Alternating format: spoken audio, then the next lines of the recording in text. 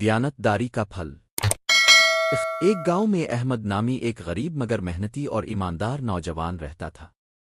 وہ روزانہ محنت مزدوری کرتا، لوگوں کے کھیتوں میں کام کرتا اور اپنی محنت سے رزق کماتا۔ اس کے پاس بہت کم سامان تھا، لیکن وہ ہمیشہ خوش رہتا کیونکہ وہ جانتا تھا کہ سچائی اور دیانتداری ہی اصل دولت ہے۔ ایک دن وہ راستے سے گزر رہا تھا کہ اسے زمین پر ایک بھاری بھرکم تھیلی نظر آئی۔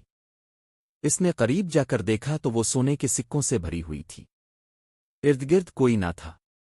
احمد حیران ہو گیا کیونکہ یہ اس کی زندگی بدل سکتی تھی، لیکن وہ جانتا تھا کہ یہ اس کی محنت کی کمائی نہیں بلکہ کسی کی امانت ہے۔ وہ تھیلی کو الفاٹے کر گاؤں کے چودھری کے پاس لے گیا اور ساری بات سچ سچ بتا دی۔ چودھری نے گاؤں میں اعلان کروایا اور کچھ ہی دیر بعد ایک بوڑھا آدمی آیا جو تھیلی کا اصل مالک تھا۔ وہ بہت پریشان تھا کیونکہ یہ اس کی زندگی کی جمع پونجی تھی۔ جب اس نے احمد کی ایمانداری دیکھی تو خوش ہو کر اسے انعام میں کچھ سونے کے سکے دے دیے۔ چودھری نے احمد کی دیانتداری کو سب کے سامنے سراہا اور اسے اپنے کھیتوں کا نگران بھی مقرر کر دیا۔